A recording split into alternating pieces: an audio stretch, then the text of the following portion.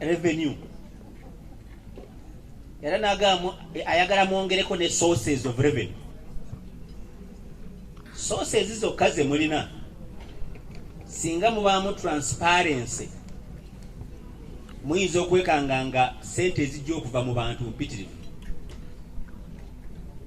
Kakati njagala muleke kukoowa bachiefs baffe bonna abali eri from the parish level badeveloping bagenerating list ya taxable activities. Ani alina akaduuka wano alina kuwa sente mmeka, newe kibanga kitabo kiramba nebanga bitabo 10 babikole. Kakati mmwe ba councillors mumanye nti omuluka tugamba ogw'ekiwafu guli n'ebyalo bimeka nti ebyalo bwe biti. Omuluka ogwo gulimu amaduuka ameka agawa omusolo, gulimu ebirombe bimeka ebyomusenyu bwebanga birina okuwa omusolo, balinayo ka petrol station balinayo ki. Kakati ezo mubategeere nti omuluka ogwo guvaamu omusolo bwe guti. Therefore sub county yonna evaamu omusolo bwe guti. Kakati nga babaawo deficit titwasubira bwe guti olw'okubanga bakusasula bwe bati tubamanyi bwe tubanga tusiza namba eyo then kitegeeza wabaddewo obunafu kati tugende tumobilizinga abantu benyigire mu kuwa omusolo. So kakati kino temukirekera ba technical people boka bakala ogwa collection ne mu bagambe twagala kulaba ku listi. Nze nkiikirira nama for example n'ebyalo byange bwe biti nina emiruka bwe giti, buli kyalo kivaamu musolo gwenkana gutya, buli muluka guvaamu omusolo gwenkana gutya. Therefore gwe tutwala ku district gwenkana gutya. Kakati bwe mumala ne ku notice board za parishes za sub counties wabeewo okutimba nti omusolo gwe tukolektinga mu parish bweti gwenkana bwe guti mu gutimbe abantu bakutegeere.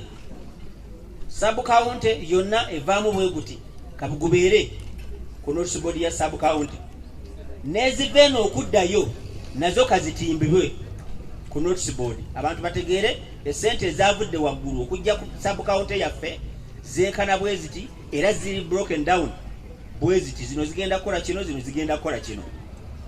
Ekyo mulina okukikola.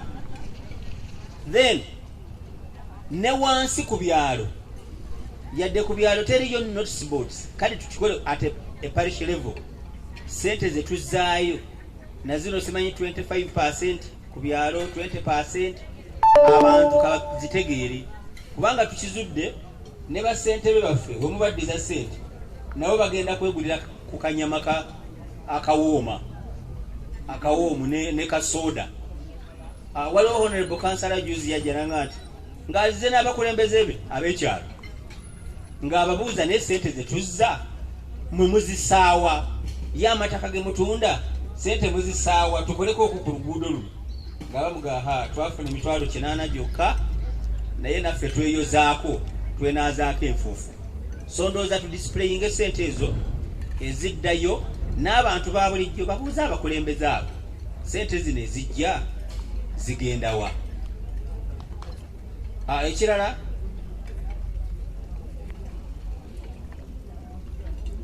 mpuliddeyo ndowooza yabadde wa Nakisunga chief ng'ayogera ku kigambo kya insecurity.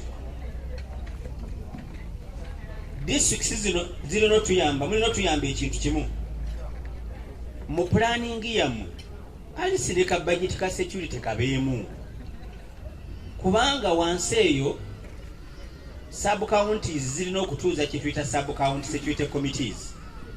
Kyokka abazikulira be chairpersons ba LC3 oba ba mayor mu town councils. Kakati ba chief batuulako, kati ba chief bali bwe mutabaako na ka budget ka security waggulu wano, chief ajja kukwata waakutte kubanga alina okufacilitating abazze mu security meeting.